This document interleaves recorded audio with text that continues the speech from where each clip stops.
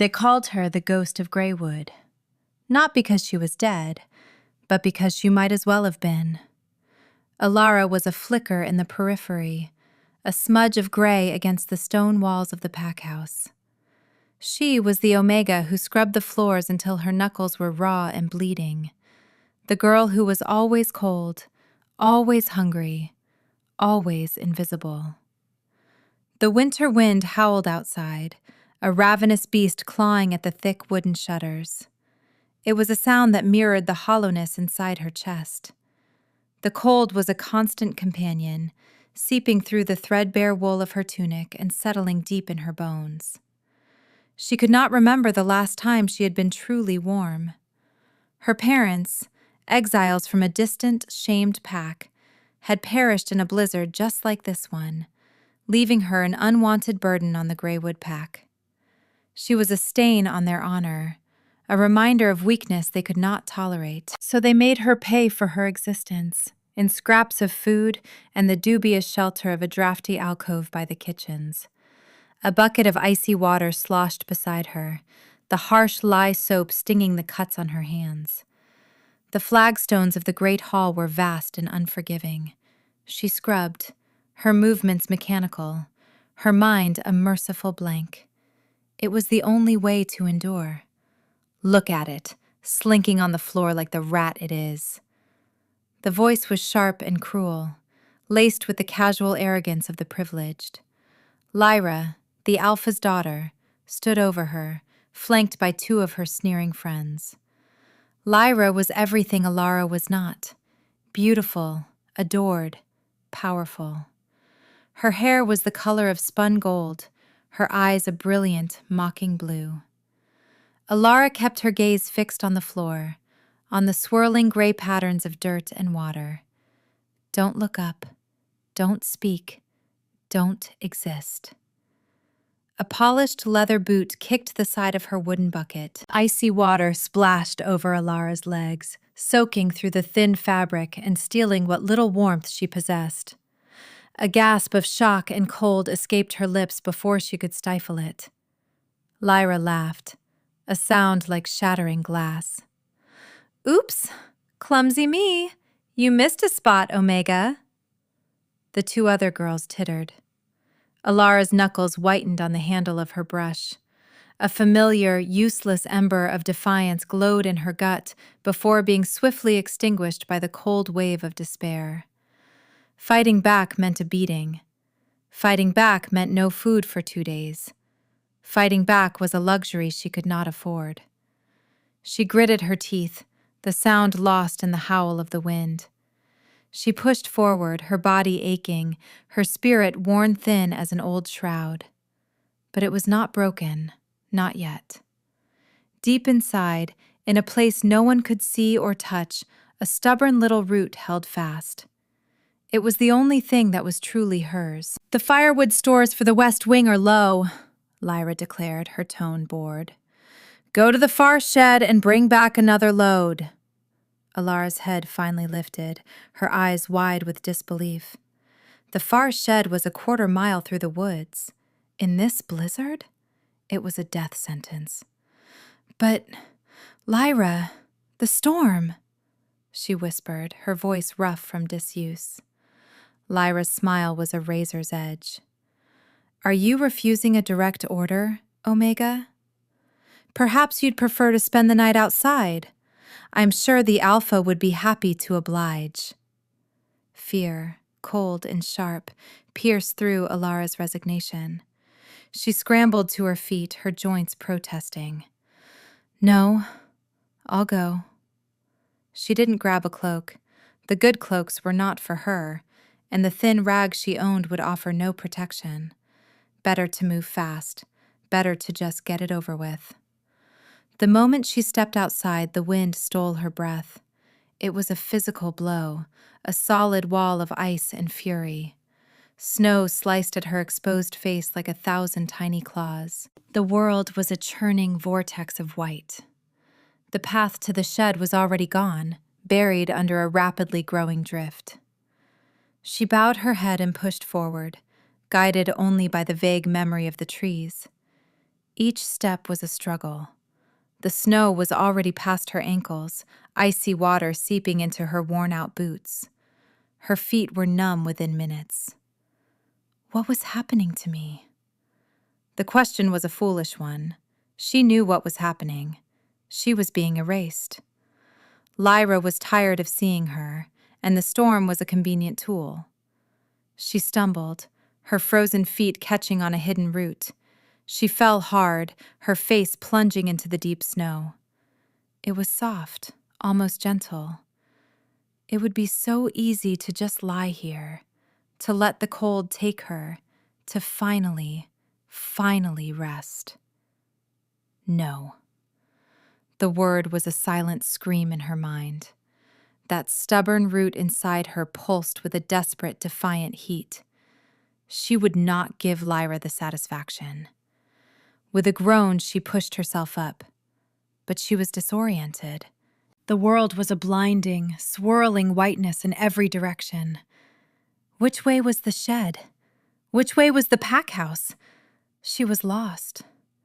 Panic began to set in, a frantic, fluttering bird in her chest. She turned, stumbling in what she hoped was the right direction, but the landscape was alien. The trees were skeletal specters, their branches heavy with snow.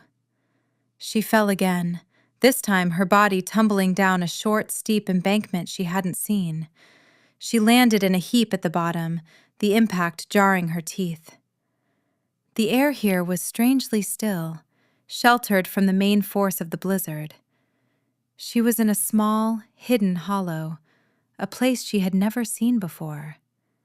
Ancient, moss-covered stones formed a rough circle, and in the center, a gnarled, leafless tree stood sentinel, its branches looking like twisted, arthritic fingers reaching for the sky. It felt like a forgotten place, a pocket of silence in the heart of the storm. And at the base of that tree, a splash of impossible color, a dark shape, stark against the snow. It was a man, or something that looked like one. He was massive, a giant of a man slumped against the tree trunk. A thick, dark fur cloak was thrown back, revealing a chest clad in black leather. And from a deep, ragged gash in his side, blood flowed freely, melting the snow in a sickeningly crimson stain. His head was bowed, a curtain of long black hair hiding his face. Alara's heart hammered against her ribs. A stranger, a rogue. Her first instinct, honed by years of abuse, was to flee, to hide. Rogues were dangerous, unpredictable. But he was dying. The blood in the snow was a testament to that. He was utterly still, the only movement the slow, steady seep of his life into the frozen earth. She took a hesitant step closer. The scent of pine and winter storms was thick in the air, but beneath it was something else. Something wild and primal, and the coppery tang of blood. He was no ordinary rogue. There was an aura of immense power around him, even in this weakened state. It was like standing near a slumbering volcano. Her fear was a living thing, a cold snake coiling in her stomach. But her compassion, that stubborn, foolish part of her that refused to die, was stronger. She couldn't leave him here. She couldn't leave anyone to die alone in the cold, just as her parents had. She knelt beside him, her knees sinking into the blood-soaked snow. "Hello?" she whispered, her voice barely a tremor. There was no response. She reached out a trembling hand, her fingers raw and red from the cold and the lie. She had to stop the bleeding. That was all she knew. She had seen pack warriors patch each other up. Pressure. You had to apply pressure. She gathered her courage and laid her palm flat against the jagged wound on his side. The world exploded. It was not a sound, but a feeling. A cataclysm of heat and light erupted from the point of contact. It was not the burn of fire, but something deeper, more elemental. It surged up her arm, a torrent of pure energy setting every nerve alight. A scream was torn from her throat. The man's head snapped up, and she found herself staring into eyes of molten gold. They were not just yellow or amber. They were luminous, glowing with an internal fire that seemed to scorch her very soul. In their depths, she saw ancient forests, silver moons, and the raw, untamed power of 1,000 storms. The blizzard raging around them was nothing compared to the tempest in his gaze. His hand, impossibly large and strong, shot out and clamped around her wrist. Not the one on his wound, but her other, free hand. His grip was like a manacle of warm steel. "You," he breathed, his voice a low, rumbling thunder that vibrated through her bones. It was a sound of disbelief, of agony, and of profound, soul-shattering recognition. "You're her." Searing pain flared on her wrist beneath his grip. It was an intense, clean burn, as if a brand was being pressed into her flesh. She cried out, trying to pull away, but he held her fast. The light that had exploded between them now seemed to coalesce, pouring into her skin, etching a pattern there that she could feel more than see. "What are you doing?" she cried, her terror absolute. "Let me go!" His golden eyes softened, the inferno within them banking to a warm, steady glow. He looked from her face to the wrist he held, then back again. The predatory beauty of his face was staggering, all harsh angles and sharp lines, a face carved from granite and moonlight. "Mine," he whispered, the word a vow, a claim, a truth that shook the foundations of her world. Her body betrayed her. While her mind screamed in terror and confusion, her very essence, that deep root of her soul, leaned into his touch. The frantic, panicked bird in her chest grew still. The gnawing cold that had been her constant companion for years began to recede, chased away by the impossible warmth spreading from his hand. What was happening? He released her wrist. She snatched it back, cradling it to her chest. There, on the pale, tender skin of her inner wrist, was a mark. It glowed with a soft, silvery light, a complex knot of lines that resembled a stylized sun intertwined with a crescent moon. It was beautiful and terrifying, a brand of ownership she hadn't asked for. Before she could speak, a chorus of howls echoed through the storm, closer than she expected. They were deep and powerful, not the sound of Greywood wolves.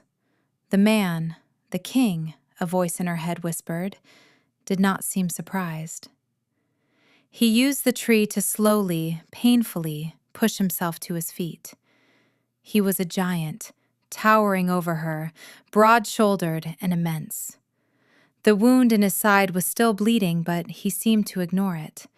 His golden eyes were fixed on her. "They will be here in a moment," he said, his voice still that deep, resonant thunder. "Do not be afraid." How could she not be afraid? She was a ghost, a nobody, and this god of winter and storm had just branded her. 4 colossal wolves, larger than any she had ever seen, burst into the clearing. Their fur was the color of shadow and silver, their eyes glowing with the same unnerving intelligence as their leaders. They were not beasts, they were warriors. They skidded to a halt, their gazes falling on the man, then on Alara, then on the glowing mark on her wrist. One of them, a massive wolf with silver-tipped fur, shifted. The sound of cracking bone and stretching sinew was sickening, but in a blink, a man stood in its place. He was nearly as large as the first, with a rugged, scarred face and worried gray eyes. He dropped to one knee. "My king," the man, Riker said, his voice rough. We tracked your blood. The Ember Covenant ambushed you." He paused, his eyes flicking to Alara again, a look of profound shock on his face. "And her." The Alpha King, Kale, his name bloomed in her mind as if it had always been there, nodded, his hand still pressed to his bleeding side. "She found me. She is the one." Riker's gaze on Alara changed from suspicion to something akin to awe. He looked at the glowing mark on her wrist, and his jaw tightened with understanding. "The bond," Riker breathed. "After all these centuries." Alara just stared, trembling. Bond?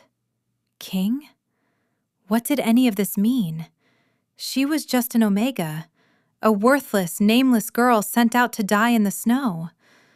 Kale took a step toward her, his movements slow and deliberate. "I have you now," he said, his voice softer but no less absolute.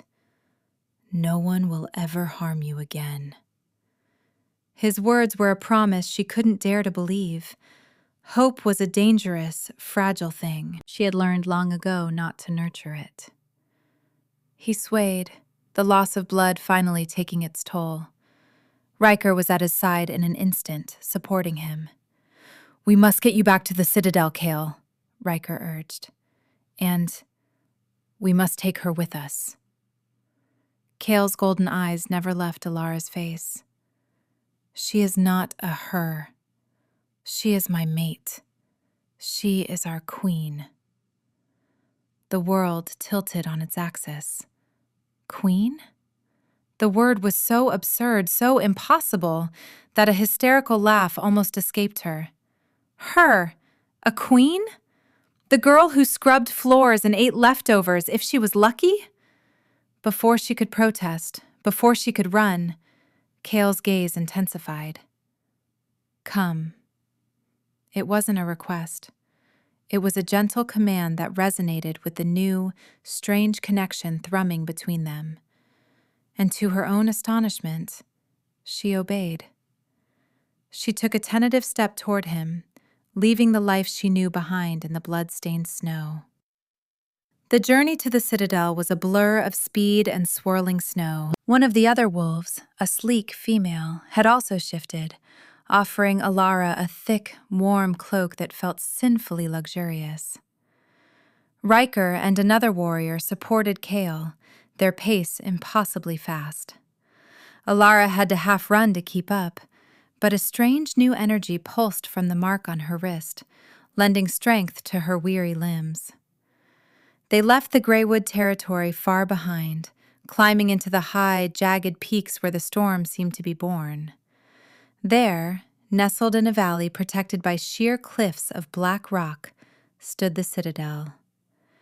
It was less a castle and more a mountain carved into a fortress, its towers piercing the stormy sky, its windows glowing like a constellation of captured stars.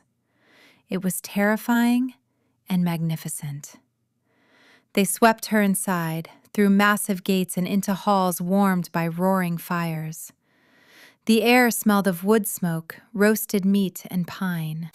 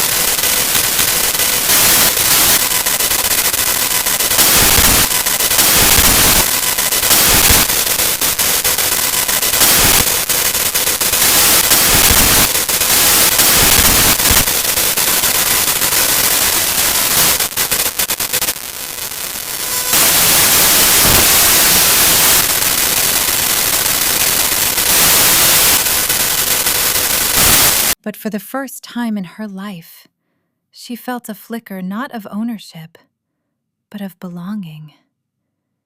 It was a terrifying thought. Kale was being tended to by healers in another part of the citadel. She was alone with her confusion and a desperate, burgeoning hope that felt like a betrayal of every lesson her life had taught her. Meanwhile, back in the Greywood, chaos reigned. Alpha Borin, Lyra's father, was furious. Not that Alara was missing, he cared little for that, but that Lyra's cruel prank had drawn attention during a dangerous storm. But another was paying closer attention. Gideon, a calculating, ambitious alpha from a neighboring pack, had been courting Lyra. He was handsome, cruel, and secretly aligned with the Ember Covenant, a shadowy faction dedicated to overthrowing the ancient shifter monarchies. He had been reporting on the Greywood Pack's weaknesses to his true master. He heard the whispers of the Omega Girl sent into the blizzard. When a patrol from the Citadel swept through the edges of Greywood territory, asking pointed questions about a small, dark-haired girl, Gideon's interest piqued. The Supreme Alpha King's own guard? Looking for a worthless Omega? It made no sense. Driven by suspicion, he went to the Hollow himself after the storm had passed. He found the blood in the snow. He found the tracks of the massive wolves. And he found a single, small footprint near the base of the tree, alongside the evidence of a great struggle. Something significant had happened here. His master, the shadowy Lord Malachor, had spoken of a prophecy. The Alpha King's strength was absolute, his line unbroken for 1,000 years. His only vulnerability was the fated mate he had been searching for, the other half of his soul. Finding her was the key to his undoing. Gideon returned to the Greywood pack house, his mind racing. Days later, his chance came. He accompanied Alpha Borin to a tense diplomatic meeting at the border with the Citadel's representatives. And there, for a fleeting moment, he saw her. Alara was standing on a high balcony of the Citadel, looking out over the mountains. She wore fine clothes of dark blue and silver. She was no longer the hunched, fearful creature of the stories. And as she turned, the winter sun glinted off something on her inner wrist. A silver mark. Gideon felt a cold thrill of victory. He knew. He knew what she was. He had found the Alpha King's weakness. And he knew Lord Malachor would pay any price for her. The tool to shatter Kale's reign was finally within their grasp. In the Citadel, Alara was slowly, tentatively, starting to breathe. Kale, recovering with supernatural speed, sought her out. He did not press her, did not overwhelm her. He would simply appear, sitting in a chair by the fire in her rooms, while she read from the vast library she'd been given access to.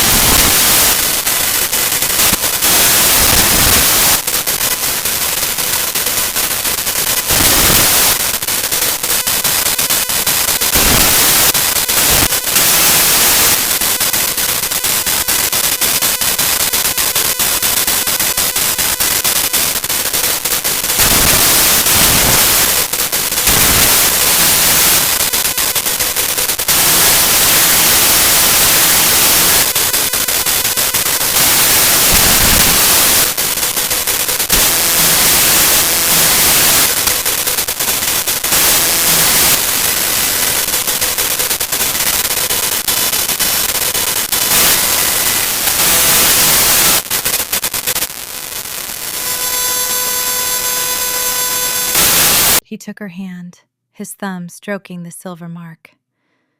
You were never nothing. You were hidden. You were waiting. My soul knew yours the moment you touched me. It recognized its other half. A tear slid down her cheek. Hope, bright and painful, bloomed in her chest. Could it be true? Could she, the ghost of Greywood, be someone's missing piece? The days that followed were a fragile dream. Kale showed her the citadel, the loyal, fierce people who now bowed to her as their Luna Queen. He walked with her in the snow-covered gardens, his large hand holding hers, his warmth a constant shield against the cold. He was tender, fiercely protective, and his possessiveness felt less like ownership and more like a desperate fear of losing her. She began to believe. She began to feel worthy. And that was when the dream shattered. Kale was called away to an urgent council with the Northern Alphas. He left her with Riker and a dozen of his best guards. "I will be back by sunrise," he promised, his golden eyes intense. He kissed her then, a soft, brief press of his lips to hers that sent a shock of heat through her entire body. "Stay within the walls." But Malakor's spies were better than he knew. Gideon had provided them with the Citadel's patrol schedules, with weaknesses in the ancient wards. That night, a diversionary attack hit the southern gate, drawing most of the guards away. In the chaos, shadows detached themselves from the walls of the garden where Alara was walking, unable to settle. They were silent, clad in black, their faces hidden by masks. The Ember Covenant. Riker and her guards fought valiantly, but they were outnumbered. The assassins were not trying to kill them, but to bypass them. One of the shadows lunged for her. He held something in his hand, a chain made of gleaming, cold silver. Before she could scream, he threw it. The chain wrapped around her, and the world went white with pain. It wasn't a normal pain. It was a severing. The warm, constant thrum of her bond with Kael was violently choked off. The silver burned her skin, but worse was the sudden, horrifying emptiness that flooded her. It was as if a part of her had been ripped out, leaving a ragged, bleeding void. She heard Kael's roar of agony in her mind, a distant, telepathic scream of pure rage and pain, and then silence. The world went dark. She awoke in a cold, damp cell. The only light came from a single torch flickering outside her iron-barred door. She was chained to the wall, the bonds thick and heavy. They were forged of silver, and their cold touch was a constant, agonizing suppression of the bond. The emptiness where Kael should have been was a physical ache in her soul. Despair, a familiar, cloying blanket, settled over her. Of course, it was all a dream. This was her reality. A cage, a worthless pawn in a game she didn't understand. The self-doubt she had just begun to conquer returned with a vengeance, whispering that she was a fool to have ever believed she could be a queen. The door to her cell creaked open. A man entered, cloaked in shadow and an aura of profound darkness that seemed to drink the torchlight. He was tall and unnervingly graceful, with pale skin and eyes as black as obsidian. This was Lord Malakor. "The Hidden Queen," he said, his voice a silken, venomous whisper. Or should I say, the broken toy? He circled her slowly, like a wolf studying its prey. For centuries, the line of the Alpha King has been a blight upon this land, a tyranny of light and order. We, the children of the Ember, worship the true primal forces, chaos, shadow, power that is taken, not given. He stopped in front of her, tilting his head. Kael is strong, too strong. But the prophecy was clear. The king who finds his mate is both at his most powerful and his most vulnerable.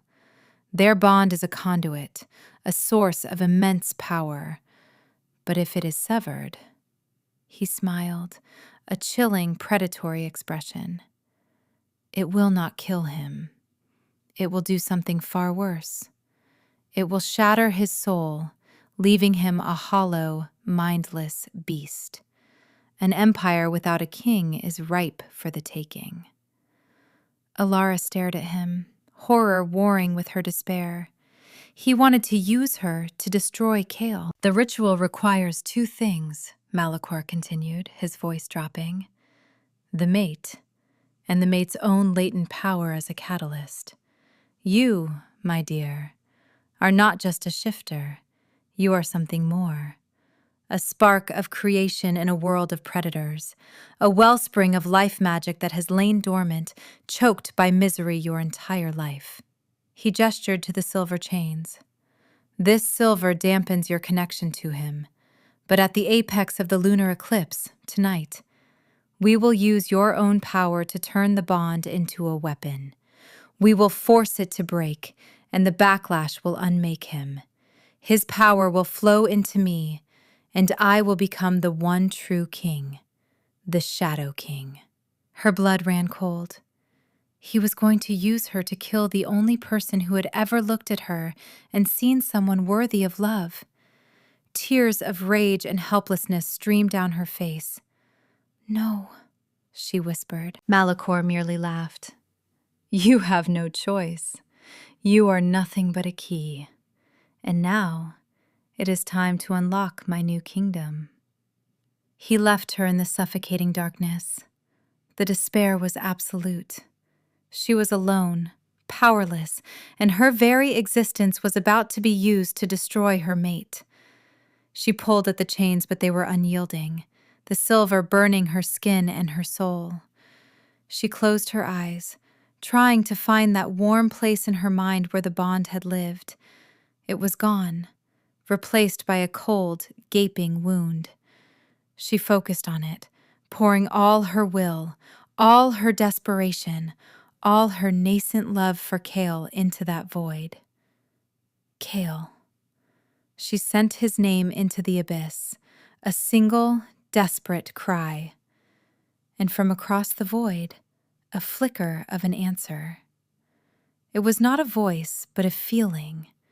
An incandescent wave of pure, undiluted fury. It was his rage, his pain, and it was aimed like a spear across the distance between them. Hold on. The thought was not his voice, but his essence, a promise, a command. I am coming. A tiny, fragile spark of hope ignited in the desolate wasteland of her heart. He was alive. He was fighting. She just had to hold on. The guards dragged her from the cell, up winding stone stairs to the roof of the dark fortress. A massive, circular platform of obsidian dominated the space, etched with glowing red runes. In the sky above, the moon was being devoured by a creeping shadow. The eclipse was beginning. Malachor stood in the center of the circle, his arms raised. His Ember Covenant followers chanted in a low, guttural language. The air crackled with dark energy. They forced her onto a cold stone altar at the heart of the runic circle. The silver chains were connected to conduits that pulsed with malevolent red light. The pain was excruciating, 1,000 needles of ice and fire stabbing into her soul. "The moment is here!" Malachor cried, his voice booming. "Witness the end of an era! Witness the birth of the Shadow King!" Just as he was about to begin, a sound shattered the night. It was a howl, a single, grief-stricken, rage-filled howl that was not just sound, but a shockwave of pure power. It shook the very stones of the fortress. And then the battle began. The gates of the fortress exploded inward. A tide of silver and shadow fur poured through the breach. Kale's warriors, his entire personal guard, the alphas loyal to him, they had come. They fell upon the Ember Covenant forces with a righteous fury. At their head was a whirlwind of death and golden light. Kale. He was no longer the tender man from the citadel. He was the Alpha King in his purest form, a demigod of war. His eyes were blazing infernos. Claws tipped with shimmering energy tore through his enemies. He moved with a speed that was a blur, his every action a testament to centuries of command and combat. His roar of fury was a physical weapon. He was carving a path directly toward her. Malachor sneered. He is too late. He placed his hands on Alara's head, and the ritual began. Agony. White-hot, soul-tearing agony ripped through her. She felt her power, that hidden wellspring of life, being forcibly dragged from her. The runes on the obsidian floor flared, and the dark energy surged into the sundered bond, twisting it, poisoning it. She felt Kael stumble, a psychic scream of pain echoing in her mind as the corrupted bond struck him. He was on one knee, clutching his chest, his golden eyes flickering. Malachor's shadow guards swarmed him. Seeing him fall, seeing him in danger because of her, broke something deep inside Alara.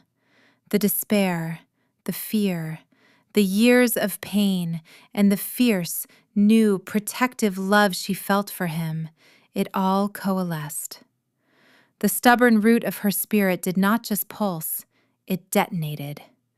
A scream tore from her throat, but it was not a sound of pain. It was a sound of pure, incandescent rage. No! And from the core of her being, a sun was born. A wave of brilliant, cleansing light erupted from her body. It was not a gentle light. It was a nova, a concussive blast of pure life energy and holy fire. The silver chains holding her dissolved into dust. The red runes on the floor shattered, their dark magic annihilated. The chanting cultists screamed as the light touched them, their shadows burning away, leaving them stunned and powerless. The wave of light washed over Kael. It slammed into him not with force, but with healing. His wounds sealed, his strength returned in a surging tide. His flickering golden eyes blazed back to their full, furious glory. He looked up at the altar, at her, and his expression was one of pure, unadulterated awe. Alara stood, no longer chained. She was wreathed in a soft, silver-gold luminescence. The power thrummed through her, a song she suddenly knew how to sing. It felt like coming home to a part of herself she never knew she had. Malachor stared, his face a mask of disbelief and fury. Impossible!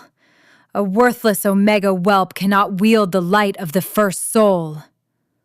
Alara met his obsidian gaze, and for the first time in her life, she felt no fear, only a calm, terrible certainty. I was never nothing, she said, her voice clear and strong, ringing with her newfound power. You just couldn't see me. He snarled and gathered his shadows, lunging for her. I will snuff you out myself. She raised a hand. She did not create a weapon. She did not strike. She simply willed it. The light that surrounded her surged forward, not to burn him, but to envelop him. It poured into his darkness, not destroying it, but purifying it. He screamed as the chaotic shadow magic he had hoarded for so long was unraveled, dissolved by the pure, orderly power of life and creation. His form flickered, and with a final cry of rage he collapsed. The darkness within him scoured away, leaving only a mortal man, broken and powerless. Silence fell over the rooftop, broken only by the sounds of the last skirmishes below. The eclipse was ending. A sliver of the true moon reappeared, its gentle light falling on the scene of devastation. The battle was over. Kael was there in a heartbeat. He didn't speak. He simply reached out and pulled her into his arms, crushing her against his chest. He buried his face in her hair, and she felt the tremor that ran through his massive frame. He was holding her as if she were the only anchor in the universe. She wrapped her arms around his neck, holding on just as tightly. The bond between them snapped back into place, no longer a fragile thread, but a brilliant, unbreakable river of light and warmth. The empty place in her soul was filled to overflowing. He pulled back, his hands framing her face. His golden eyes were bright with unshed tears. "Alara," he choked out, his voice thick with emotion. "You came," she whispered, a tear of her own tracing a path through the grime on her cheek. "Always," he vowed, his voice raw. "For you, I would tear down the stars." He looked at her, truly looked at her, at the residual light that still clung to her like a second skin. There was no longer just love in his eyes. There was reverence. "You saved me. You saved us all." "You saw me," she corrected softly, "when no one else did. You made me believe I was more than a ghost." "You were always my queen," he said, his voice dropping to that familiar, possessive rumble. "Now, the whole world will see it." He leaned down and kissed her, and it was nothing like the first, brief kiss. This was a kiss of desperation and relief, of promises kept and a future claimed. It was fire and light, a sealing of their souls. As their lips met, the silver mark on her wrist flared with blinding intensity. And on Cale's chest, directly over his heart, a corresponding mark burned itself into existence, a glowing symbol of a sun and moon intertwined. The bond was complete. It was no longer just his claim on her, but hers on him. A perfect, balanced whole. When they returned to the Citadel, it was to a hero's welcome. The story of the Omega who had become a sun, who had saved their king and defeated the Shadow Lord, had spread like wildfire. The people who had once whispered now cheered. They bowed not just in deference to their king's choice, but in genuine awe of her power. Days later, Cale called a grand assembly. Every alpha from every loyal pack was summoned to the great hall of the Citadel. At the back of the crowd, forced to attend, was Alpha Borin of Greywood, and beside him, a pale and trembling Lyra. Cale stood before the throne, with Alara beside him. He wore his ceremonial black and silver, but she wore a simple gown of deep blue. She needed no crown, no jewels. The soft light of her power was her only adornment.